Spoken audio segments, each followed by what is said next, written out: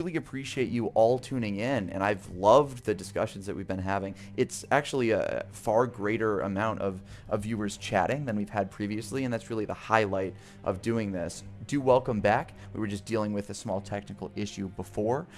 Before we had some wonderful commentary from Mr. Paulson, Robin Hood, in fact, and Mr. Zucker, as well as Miss Eichmann. So I'd like to welcome you all back.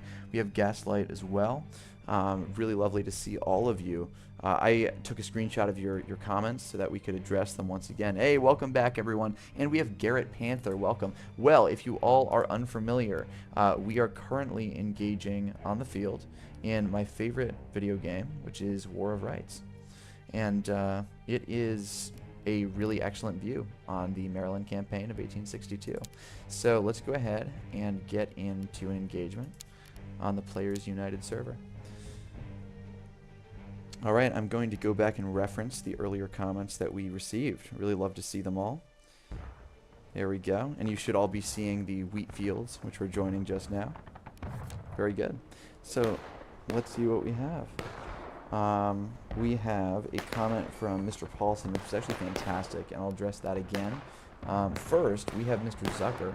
He shared that he reenacts with the 3rd Arkansas as a Confederate, and he's been engaging in that since 2016 and followed this channel since that time when we just posted Civil War music. I really appreciate his support. There are many of you who've watched the channel for a long time, and I truly appreciate that. All right, this is remarkable, everyone. We have the opportunity to play as the 8th Ohio here. Now, this is a remarkable regiment, and I will tell you why. I'll circle back to all of your commentary. But just as we get into other companies. There we go. Oh, wow. All right, we're in the thick of it now. Someone just I'll go ahead and if it's the turn top down that company voice being chat fools, they so don't that have you a can CEO hear us really leading just a them. little bit better. There we go. So the 8th Ohio, ladies and gentlemen, was commanded by a graduate of the university, which I currently attend right now, which is Denison University. And this is something that's pretty remarkable, which we were talking about earlier. The Civil War is a war fought by volunteer soldiers. And many of the students that were at my university during that period were enlisted. And, you know, they could be the men that you see next to me today. Back on me. Let's go and as you see, the Battle of Antietam was the first trial by fire, truly. This was a battle characterized by new regiments who had never seen the enemy on the field before, by great deal of confusion, which I think is just excellent and displayed in this game in the most authentic manner, because you do have players who are trying to survive. You have largely a player base who cares about trying to reform, as you see here, and portray the tactics authentically. Let me circle back to these comments before I get on a true tear about the history. Company is protecting their point. As you see, we're perched on this hillside right now, and this is what we'd see a lot. We're waiting in the reserve before our commander puts us into that battle. Company, if you guys could see them, they're at that white flagpole, all grouped up around the white flagpole. Way across the field, you can just start sending shots at that white flagpole. Just left one. Yeah, about. That's probably 300 yards. All right, so we had a question from that big white. Oh, wait, this is more, white, so we can talk more. Fucking whatever. There we go. All right, perfect. There we are. Yeah, so, Mr. Paulson asked, why don't I join the actual United States military? Fantastic question. Right. I think that I would better serve the world as a military historian, educating people on this era and many others, sharing, you know, the real point I think that we need to focus on, which is why are conflicts so awful? Why do people not seem to realize that? Yeah, you can see because every few generations. Down the field. That whole fat ass clump is all. Oh wow, we have a large push here. Aim head height, guys. Head height at this range. Every few generations, actually every generation, I would suggest in American history, we have a terrible bloody conflict. It's vitally important that people remember why these conflicts occur in the first place. and try to prevent them in the future, because these awful awful engagements are what deprive our country of its youth. And that's what I try to focus on as I'm younger. These wars are fought largely by very young men.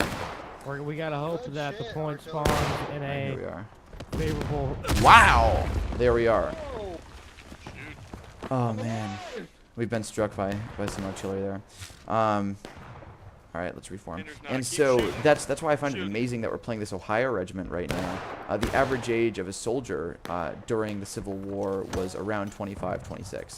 And that number actually keeps changing. The number of casualties in this conflict keeps rising as more and more research is conducted. It was the most bloody war in American history.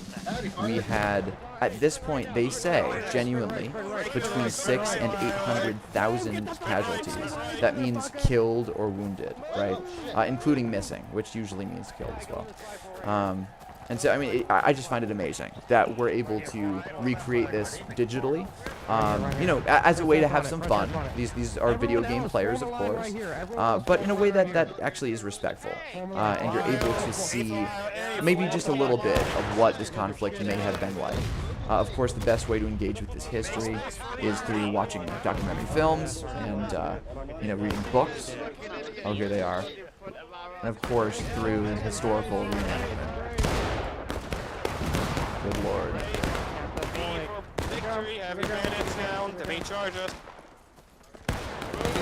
And this is a digital form, really, of historical reenactment, which I love, and this game inspires many people to do history. Alright, they're coming at us. Oh, good lord. Oh. Alright, we got one. Oh, Lord. Oh! I've been killed. Alright, sorry, it's hard to speak over the absolute din of battle. But yes, in any event, I find that I would serve the world better as a documentary filmmaker, just a filmmaker in general, perhaps, bringing these stories to life. As I suggested earlier, not glorifying them, but really trying to show to the best of our ability what conflict looked like. Because people continually, every generation, forget and believe. That's why they enlist in great numbers, and in my opinion, that's why we continue to see this tragic cycle repeating itself of armed conflict, because it seems exciting, it seems like fun. People forget what it looks like for the average soldier, the average young person, the cream of our society who is killed. And what's amazing, this war did not just touch the soldiers, the Civil War especially, right? It touched absolutely everyone. There were women throughout the country making the very bullets that you'll see us fire, sewing the alterations on these uniforms, suffering, especially throughout the South, as they did not have food, as armies foraged and stole their food to survive. Young men from even the age of 12, drummers serving. Through the age of 18, you count as a child, and there were over 200,000 children, by that definition, who served during the war as well. All right, we're getting back into the match. Whoops, that was not an acceptable word. Sometimes you'll hear a good amount of cursing, which I do apologize for.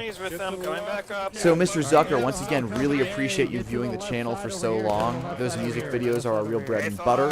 I love sharing the music of this time period, as I think it truly preserves the real memory of these. Wow, that was a cannonball. It truly preserves the memory and the spirit of the people of that time in a way that's really a very visceral connection. Hearing the real melodies, the real words that those people sang is just a remarkable and for me always a touching way to connect to the past. Through music and food, I think you can actually connect the most viscerally to these people. All right, let me go get back on that chat to view what you all are saying. I apologize if I've been responding too much to address, but what a great time. Let's get back in and see where we are. Gaslight Studios suggested this is a killing field. I absolutely agree. As you see, this really is a pretty accurate depiction of some lighter combat at Antietam. Quite a disorganized mess of volunteer soldiers.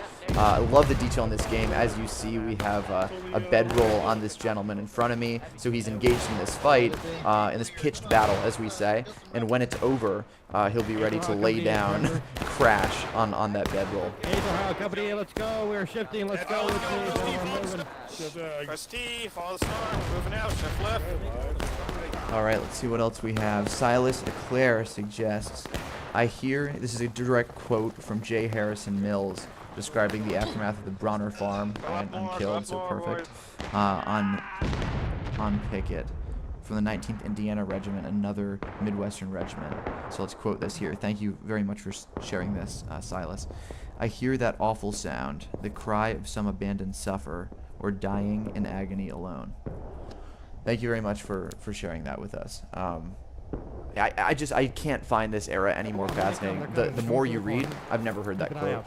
The more you read, the more you find out, and especially enjoy.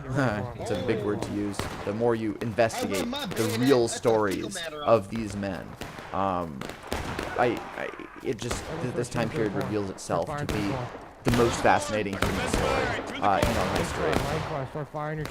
Thank you for sharing that. It's tragic. It's a tragic story. It's one of heroism, of glory, of love, music. I mean, it's unbelievable. There's some rebs right through this corn. And the situation we're in is one that men found themselves in throughout the Battle of Antietam, whether it be Miller's cornfield or Otto's. There was a great deal of conflict in this very limited eyesight, where these volunteer soldiers couldn't tell if there were 20 men before them or 100. I'm going to reload here. What I love about this game, it keeps absolutely everything authentic. You can see it's going through loading 9 times. Oh, good lord. I got him. There's this one guy. Oh my god! That is a Confederate soldier of the Louisiana Tigers. That's why his blue uniform looks similar to ours. Alright, I'm loaded. Where are they, boys? I'm gonna hold my ammo. I'm also gonna fix that bayonet. Let's see. Gaslight. There should be a better ACW film that takes the grim and grit of Saving Private Ryan or Black Hawk Down and combines it with the small story of an American school battle. I absolutely agree. That's what we're working towards in terms of independent film, and something that I'd love to produce for sure. I think there are moments in especially Glory. There are moments in Gods and Generals, which is underrepresented, and just a few in Gettysburg, which absolutely highlight the true horror of the average soldier's experience. Now, many of those films focus on the general's experience, and in that case, you're not getting that up-close, gritty view. Wicked Spring, an excellent film by director Kevin Hirschberger, who I have had the pleasure of meeting. The first 15 minutes are award-winning for their depiction of Civil War combat, and they treat it as Saving Private Ryan experience in terms of shaking that camera, making us feel like we're there with the average soldier. I mean, this is just fantastic. Staring into this corn might seem like a boring experience for you all, but we have absolutely no idea what's in front of us. Now we're charging with our fixed bayonets into the unknown. All right, Mr. Zucker asked that again. Yes, in Ohio, what events do I participate in? There is a fantastic event every year at the Hayes Winter Quarters, which I've had the pleasure of enjoying this past year. I'll absolutely be there again. I enjoyed the Battle of Pigeon Hill in Missouri, which I went out to with Mess Number 1. That's my organization here in the Midwest. That was an incredible and immersive event portraying that combat, and I had the honor to represent a sergeant of the United States Army during that conflict. Those rebs? Those are rebs. Oh, fall back. Those are rebs. Go back to the start.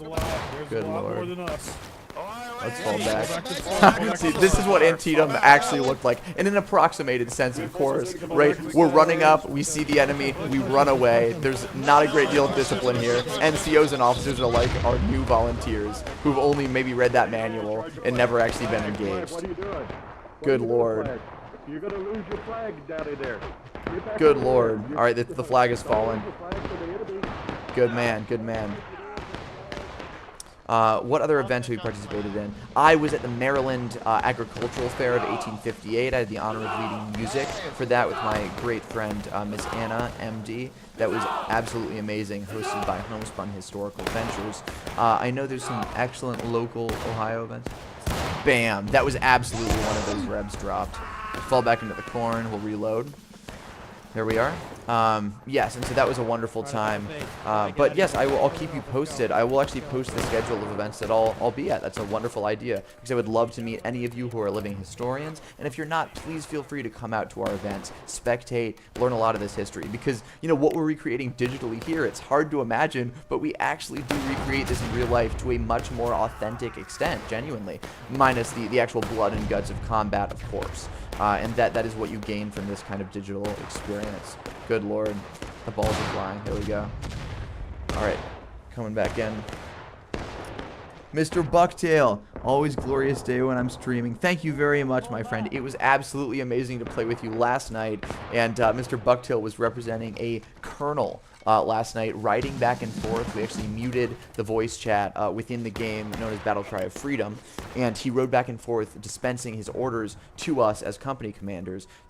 We were simulating that kind of delayed reaction time that you would have seen, which also did characterize Civil War combat. You don't have any radios, so you have men that, oh, good lord.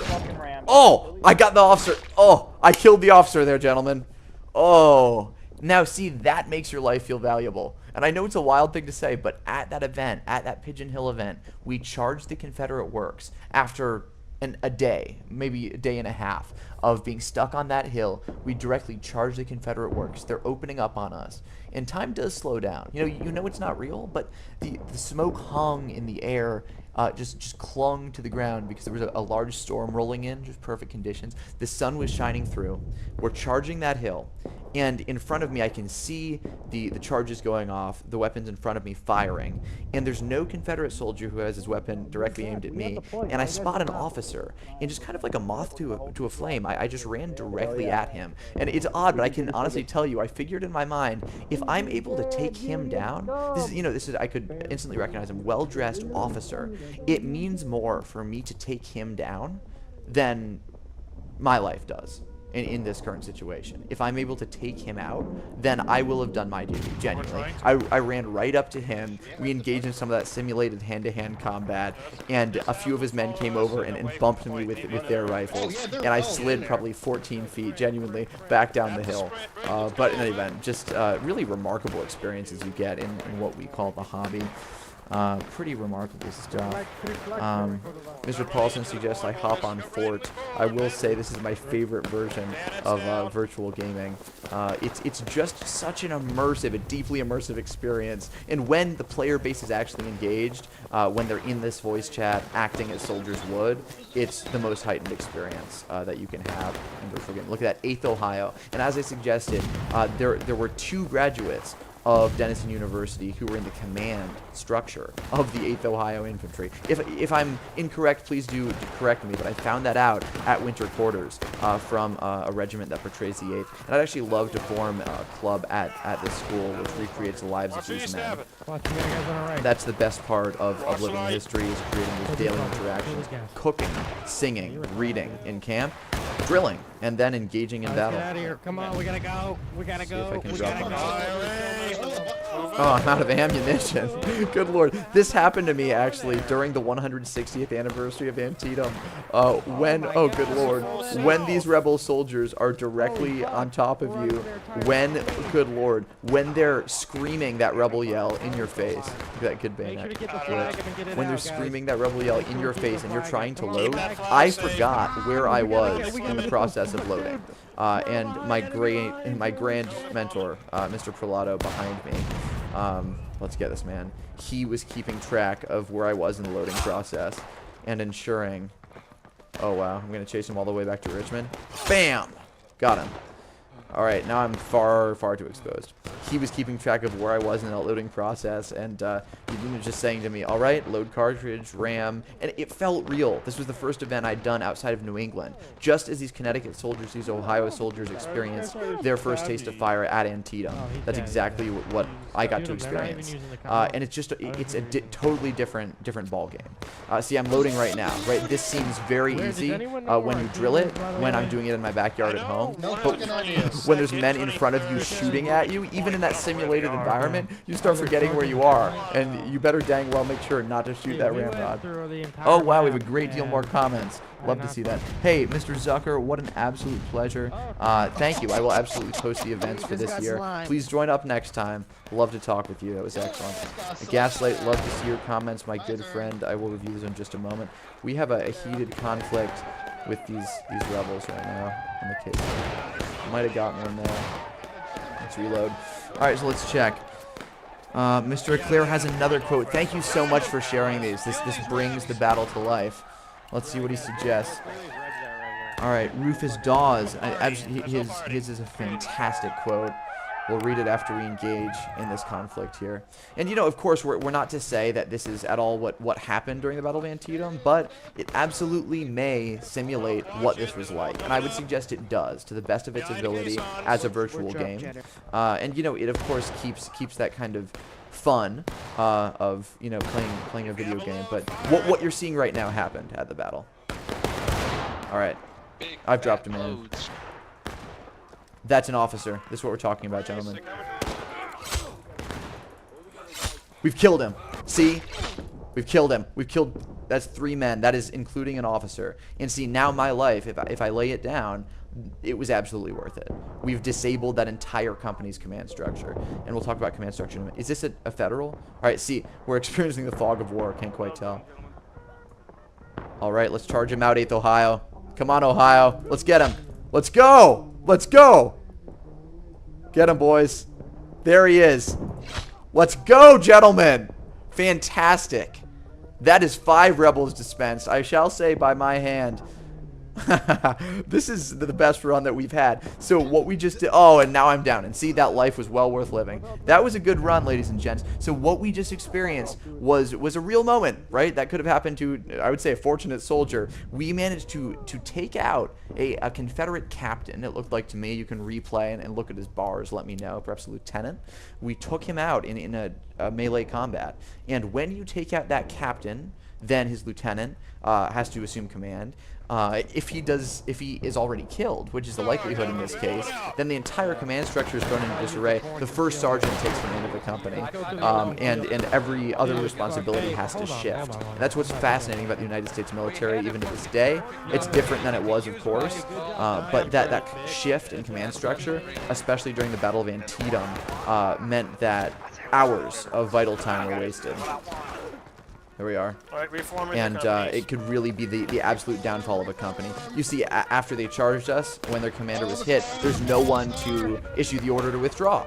And so all of these men are stuck in this tragic melee combat. And do check me on this. What I was told by a National Park Ranger was that melee combat during this era lasted for 30 seconds to a minute on average. Because once you engage with those bayonets, you're really in a very dire situation. And I mean, I know that goes without saying, but you cannot stand long as a human being engaged in such terrible close quarters combat as you're about to see now. I'm down. See, that's how fast it happens. 5 seconds. So even a minute of prolonged engagement where you're fighting with your hands and knees, gouging the eyes, fighting with a bayonet. Good lord. All right, we're on last stand now. I will refer back to all of these wonderful, wonderful comments. All right, let's see. All right, Mr. Zucker. Yes, Hale Farm. Absolutely, I will visit that event. Do I plan on coming to Franklin? Actually, I do plan on participating in an event at Bull Nelson's headquarters put on by the Independent Rifles. That is an authentic event portraying the time just before Shiloh. And look at this gentleman hiding out. There we go. That event will be a really immersive experience, not a battle experience. The Battle of Franklin looks absolutely fantastic. I'd love to make it to that as well. That will be more of a progressive mainstream event. Battles have absolutely their own weight and importance within the hobby, and especially in attracting crowds, though Living Histories can do the same thing. Let's see what happens here. Wow, look at this. 1 man down. Now we'll see this intense combat. Oh, and he's down. Oh, And we'll talk about these Louisiana Tigers you see in front of yourself with that, striped pants and that wild uniform. These men, Wheat's Tigers, as they're often referred to, were a regiment formed in the brothels, bordellos, bars of New Orleans. This regiment was composed of actual criminals, largely. And these men at the first battle of the war actually, I don't believe this is true, but it is a quote, they fought more among themselves than they actually fought the enemy. So we'll talk about that and the Zouave craze more a little bit later.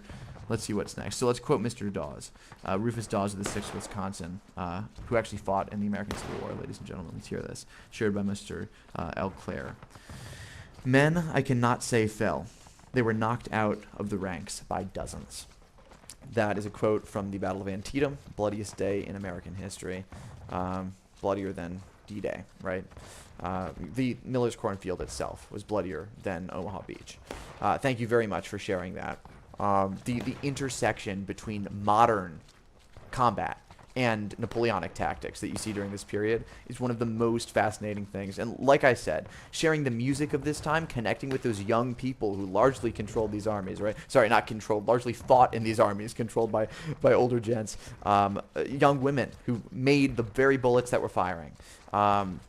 The songs, the stories of war and love and hope, those are what compel me to understand more about this era in particular.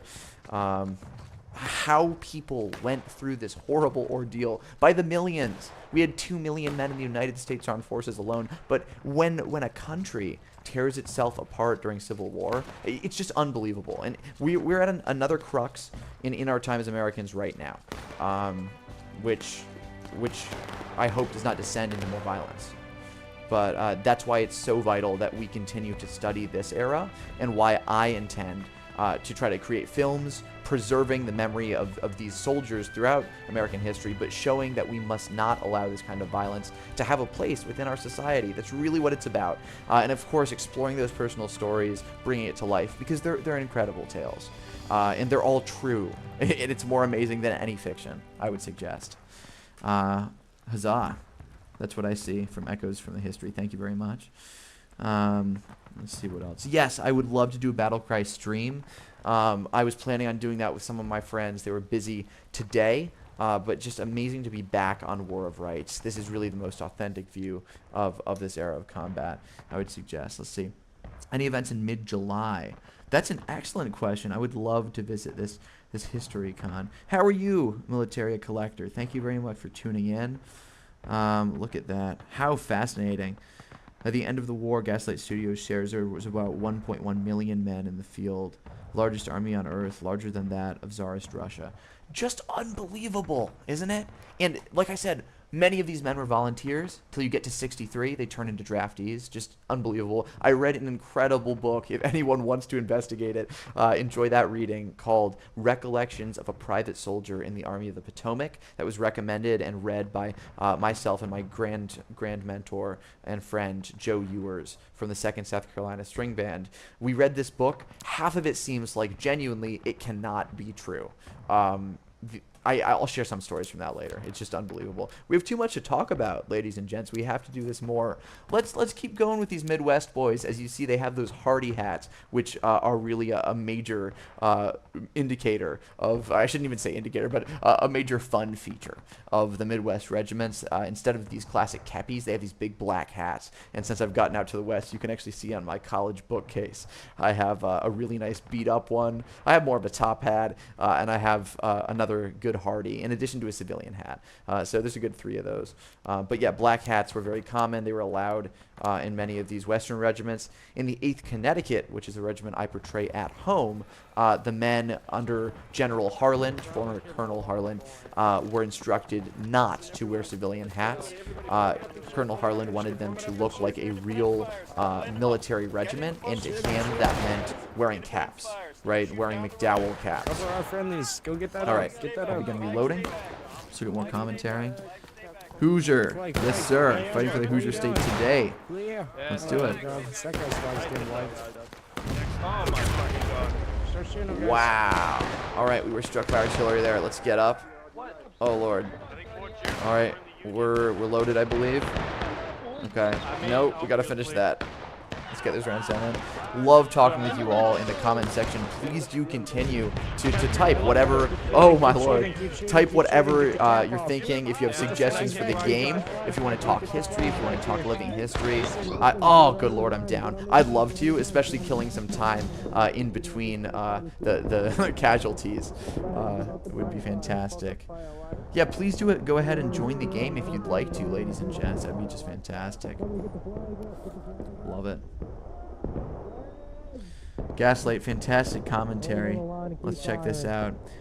War of Rights is not a free application, however, so you can find it on Steam. They do put this game on sale a great deal of the time, sometimes even for $10, $15. I'd love for anyone interested in this era with a computer which can handle the graphics to really enjoy this experience. There is some, cussing and things like that, as there was on the real field, but you really do get a very personal and immersive experience in most games. Some of them are, like these public matches, not the height of immersion, but I'd suggest if you're under a good commanding officer, you can get a really amazing experience, and it's a great way to engage on the field in the non-living history reenactment scene. Oh, look at that. Our captain's hat is knocked off him. He's bloodied. Good lord. Come on. Yo, over here, flag. Let's go.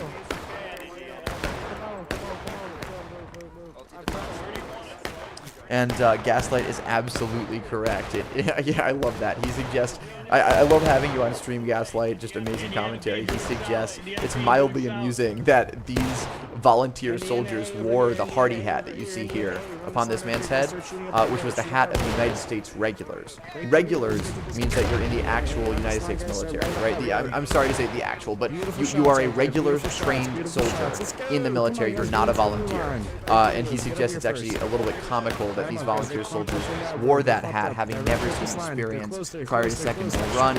I suggest, yeah, I understand why that.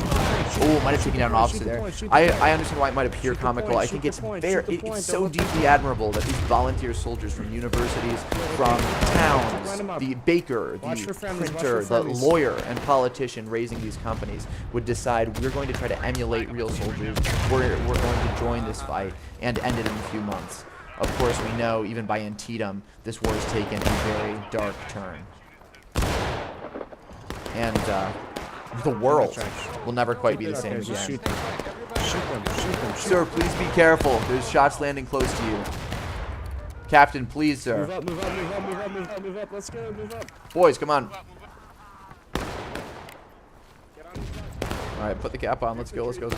My only criticism of this entire game, I swear a soldier would be able to load faster than this under pressure. Alright. Oh, I'm going to get hit. Oh, I'm alright. Good lord.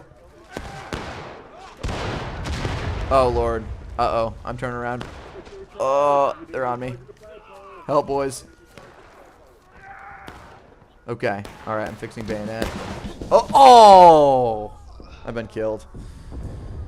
John Gibbon was a hardline general who expected his men to adhere to regular standards. Absolutely agreed. I'd love to know more examples like that. I'll screenshot that and look into his story. I just love that, just my personal connection. Colonel Harland from the 8th Connecticut really said, no, you will not wear black civilian hats. We're going to wear McDowell brims like the real army, like the French, French standard, because we get a lot of this from the European manuals, the Euro tactics manuals. As you'll see in an upcoming piece that I've had the honor to edit. It's called Uncommon Courtesy. That is about the salute at the time of the Civil War. If you do want to engage in the chat, just all of you watching right now, let me know if you're familiar with the way that officers and soldiers actually saluted each other during the time of the Civil War. It is not the same hand motion that these military officers have during the 21st century or even the 20th century. It is a different hand movement.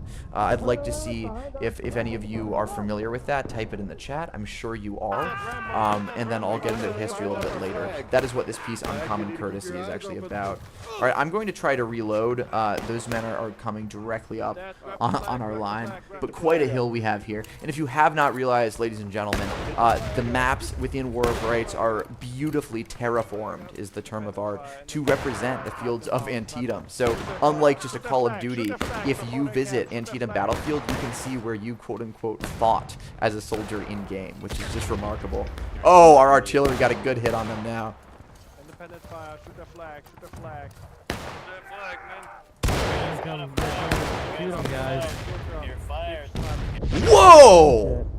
Good lord. Their artillery scored a direct hit on us, ladies and gentlemen. Oh, and they do an excellent job representing taking casualties during this period, right? The cannon blast that will strike, and then you'll fall just to the ground, and it will take even 10 seconds for you to get back up if you do it all, right? And it's an amazing experience as well to be on a cannon crew here and experience that. So maybe we'll stream that at some point. Let's see. Gaslight suggests Gibbon wanted to increase morale and the perception of discipline for him to start with the trappings. Fascinating. Wow, there we are. Please share some more of that history with us. Good lord. All right, I'm going to reload. We have an excellent position on the high ground here. Oh, this is just fantastic, ladies and gents. Love talking with you. This is one of the best streams we've ever had in terms of this kind of interaction. Really appreciate you all tuning in. But just what a wonderful engagement we're in right now. I shouldn't say wonderful, but an exciting one at least. All right, let's see. The U.S. military has often been influenced by French or German military styles. Absolutely agreed. Gaslight. Yes, I agree. The helmet even is the same. So, the way that men would have saluted during the Civil War era, look at our first sergeant with his cap knocked off. The way men saluted during the Civil War era, imagine a modern salute, but with the palm facing outwards. This was taken from the Euro tactics manuals of the French mainly, and is a fascinating and underrepresented piece of this history, which truly connects it more to the past, right? And I just love highlighting those differences between today and then. There are actually so many more similarities than differences, but in our quest to accurately represent what life was like for these people, that's a really fun piece of the puzzle. And so you extend your arm, you salute per normal, but your palm is flipped to the front. I actually find it looks sharper. It looks more professional. The modern salute, of course, is pervasive in our cultures. That is what was represented during the Second World War. But really fascinating. And so in Uncommon Courtesy, which will be coming out shortly, I'm working with an amazing director on that. And he's representing... Mic off. Mic on. So in any event, I'm just back here. I have a wonderful friend helping me out managing the live. Yeah, in any event, that Uncommon Courtesy is going to be a really wonderful piece, and one that has really been an honor to work on. It is with one of my favorite directors of some fantastic films, including the Antietam film. Mic off.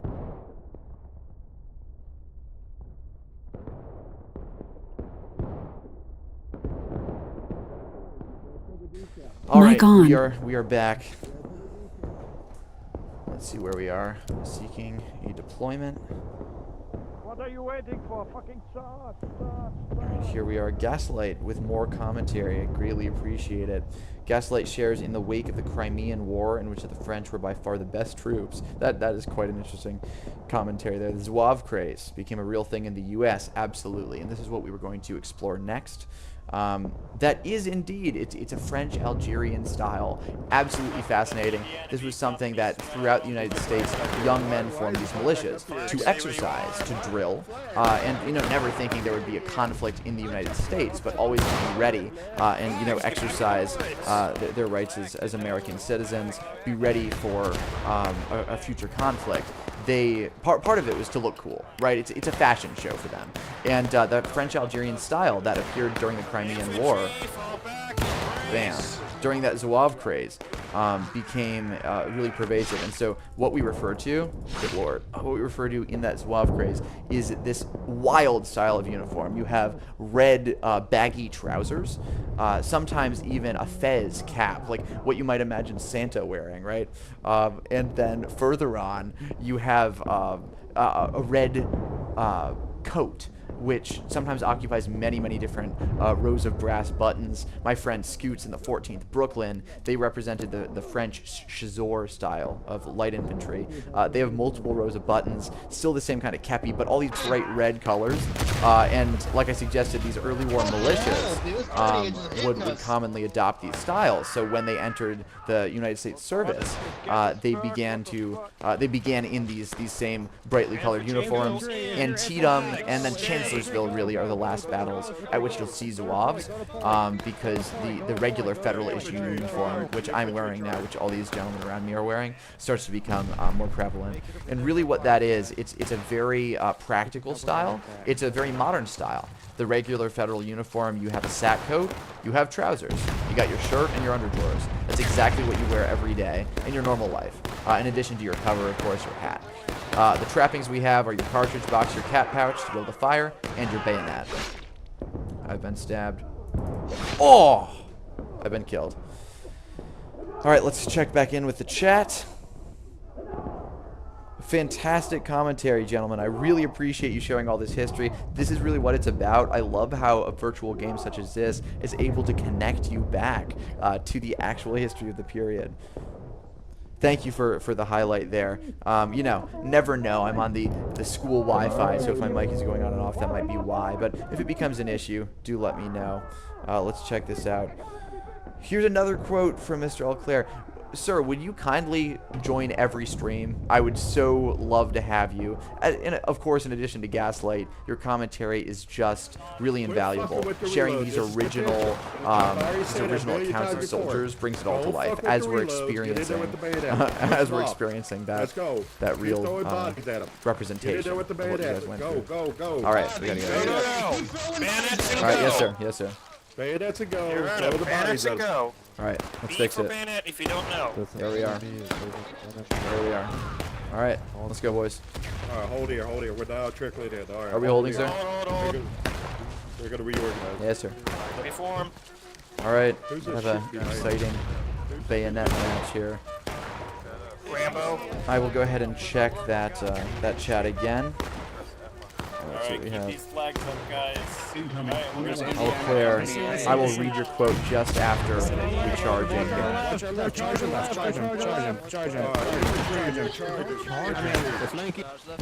This is a very Antietam moment right now.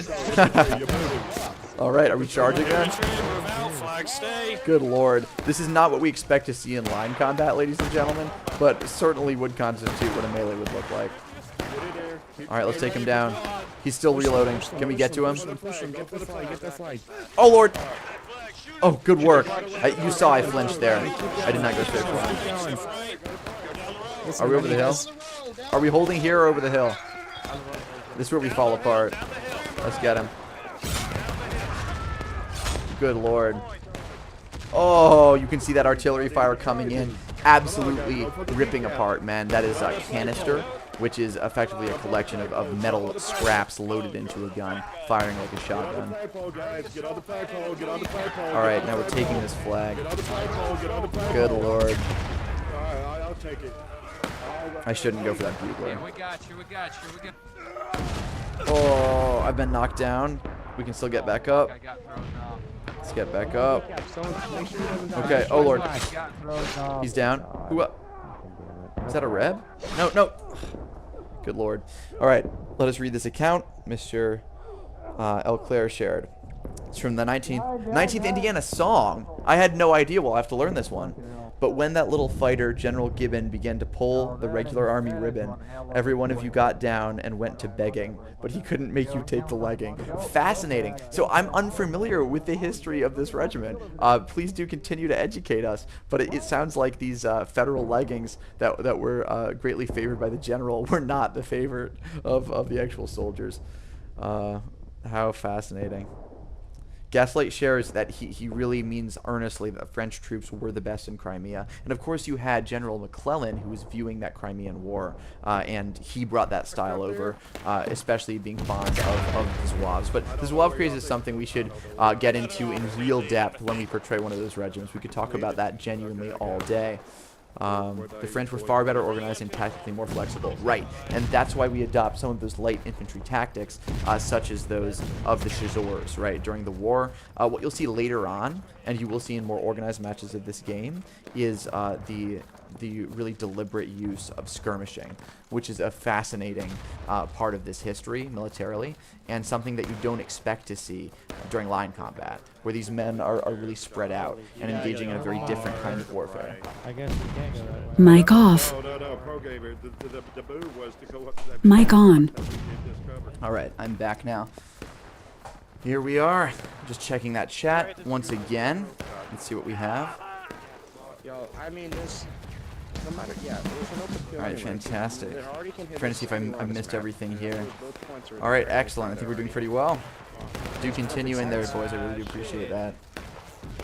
There's other chaos. I'm telling you, Over you're the gonna lose fence. your flag if you put it in the board. Fantastic. Flag. Keep moving. Keep moving. Pennsylvania B flag. Yeah, someone earlier suggested that, going over the fence is a huge way to break up your formation. And something that, I mean, of course, many things went terribly wrong with Pickett's charge beginning at its conception, but that's something that really breaks up your unit cohesion and stalls the men. All right, you ready for this? Good lord. This is not the time to be reloading.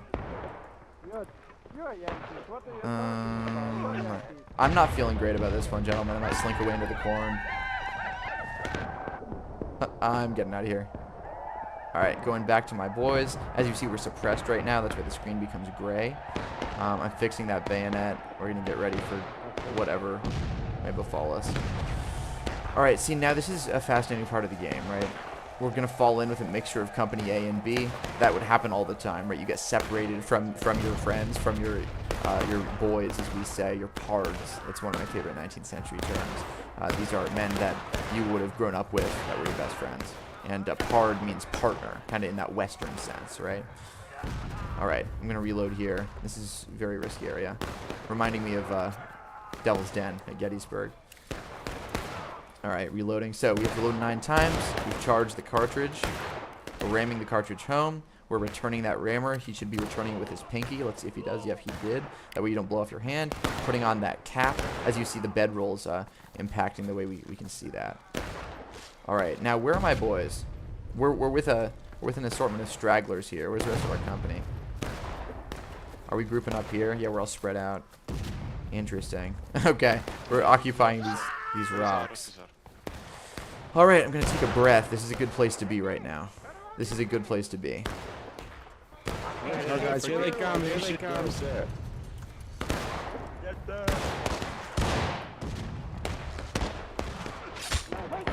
We got him. That was a sergeant major. Oh, the flag. Get him off the rocks. Company A, company A. There we go. Flag. Oh! It's attempting to pick that flag up.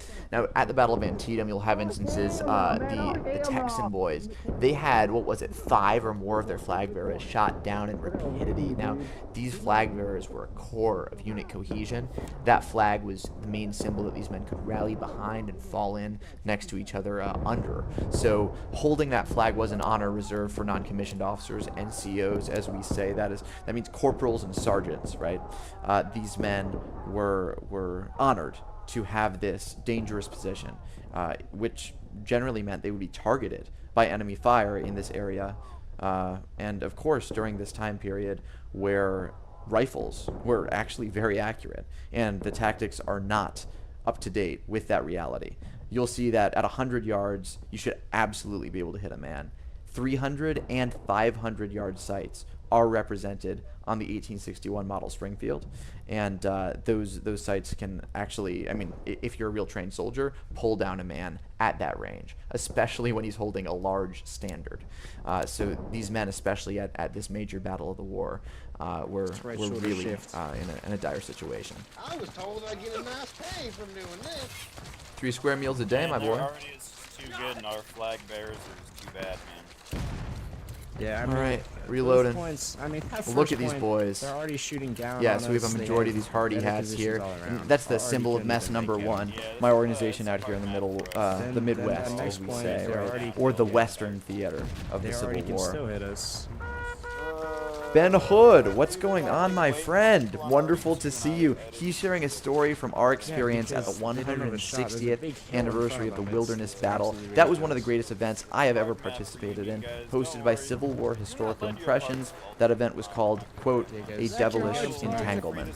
That was an unbelievable I think time. half the problem is flags. Okay, if you're the flag, you gotta be All right, with let's go over guys. here. So these, Now, at a devilish entanglement, we experienced a recreation of what the veteran soldiers went through during the Battle of the Wilderness, a battle characterized by a large fire which broke out in the densely packed underbrush of Virginia, and the really close quarters fighting which occurred throughout those trees. And we actually recreated it on the original ground, not the national park, but just off the park, which allowed us to portray this battle to an amazing scale. And if you look up some videos of that conflict, you'll see it. Of course, I was honored to be the director and editor of the greatest piece I've ever been able to put out into the world, which is A Devilish Entanglement. And that is a 35-minute documentary. I'm so pleased to share that with you on YouTube. If you've not seen it, please go watch that. That was filmed by the actual British Broadcasting Channel, BBC. And I was able to have full authority on editing that, crafting the storyline, and we used, I swear to you, almost every single account available, compelling account of soldiers on both sides of that war. Alright, we're hopping here. So let's see what Ben Hood shares about our experience there. He said, when the Rebs attacked, we just joined the nearest massive friendly troops to fire a volley. That's what's amazing about what we call, and my mentor Will Eichler calls, experimental archaeology. Huzzah! Huzzah! Now what this means, gentlemen, experimental archaeology. Through recreating to the very best of your ability the circumstances that these people of the past found themselves in, you are in turn able to experience and understand better what situations they may have been placed in and how they adapted as humans. So, alright, let's brace ourselves here. During that Battle of the Wilderness event, when that simulated chaos and confusion occurred, we broke our ranks. People were running. They were hiding behind trees. They were jumping into those trenches. And you joined the nearest clump of men, your friends maybe just on a 1-second first glance. Even my father, who was portraying a drummer, began yelling orders at men who were listening to him. He had no... I'm down. He had no authority to do that. But, you know, people just took control of situations. There would be a mess, a squad of 5 men getting together, firing a volley, running. Everyone was just shouting to hold that line. The Rebs were pushing us. There was hand-to-hand combat simulated. And so you see that even though you're meant to be in these cohesive columns and lines in such a dense underbrush, that order will fall apart. And some men will stay and test their mettle, and some will retreat. I can honestly say that I did a combination of both. After I'd fired my shot, you know, you feel powerful when you have that round in your weapon. After I'd fired my shot, I ran back behind our lines. But when you see those commanders firmly holding their ground, you know, dressed in that dapper and formal way, standing in a midst of bullets, it's a very inspiring thing. Of course, there's not real live rounds flying, and you know it's of course different in that sense. But just getting a little bit of a taste for what that would have felt like. The commanders around you and your friends, more than anything, by your side, are what make you stand that fire. You can go. All right, here's a good company that we have right here, ladies and gentlemen. Picking Speedy. Oh, there it is, the Battle Cry of Freedom. Fantastic. That means that we have a new subscriber. Thank you very much for joining, my friend. I appreciate you joining our ranks. From the flag. This is an excellent old recording, which I love. We're looking good. All right, we're marching. Good time. Hey, whoa, press C, guys. You're going too fast. Look at this. Fantastic. Love the guy. You on them. I'm just keeping this space with our boys so you can get a nice view while we hear the song. Look at this. I'll get another view for you. Look at them. Fantastic. Looking good, gentlemen. How excellent. To the call of our brothers gone before.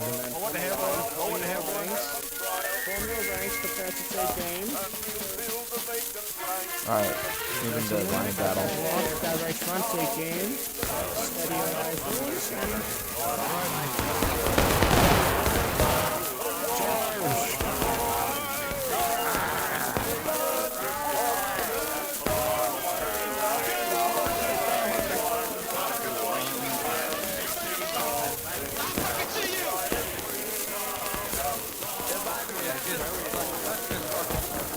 Oh Lord, I'm gonna take some cover.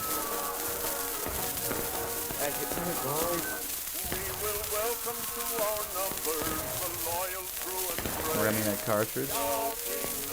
As you hear right now, we're enjoying this wonderful 1900s recording of the Battle Cry of Freedom. Best song of the Civil War, if we may. I know we have a lot of opinions on that. Better rejoin the boys. Oh, wow. There's a large melee taking place. All right. It's about time we get into it, huh?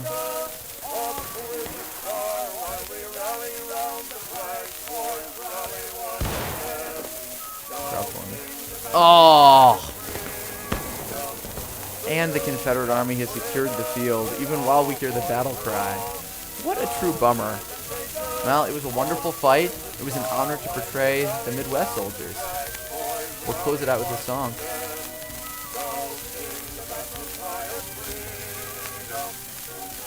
And you can see our fight of today represented on that map, the white dot being where you were today, or I as the player was. And you can especially see those clumps of intense combat represented by the flags right next to each other there. Red, of course, being Confederate, blue being the United States Army. How wild. Well, ladies and gentlemen, it was a true pleasure to stream with you this day. It was absolutely a ball. I would love to stay on. All of our conversations have been the very best that we've ever enjoyed on stream. Please, to those who participated today, do continue to return to speak and chat even more than you did. It was a great deal of fun. I'd love to continue. And wow, this discussion of company tactics is just amazing. Ben Hood, those were absolutely amazing times, my friend. And Gaslight says, final thing, the thing about volley and bayonet tactics, if your volley isn't effective, you're dead before you reach the enemy line. Yes, that's absolutely correct. That's something that you do see represented in our little experimental archaeology within the game. Oh, wonderful. Another subscriber. Well, we truly appreciate you, my friend. We'll close it out with playing the Battle Cry of Freedom here, and I'll see you perhaps later tonight or sometime tomorrow. Thank you so much for joining the stream, ladies and gents. Enjoy the song.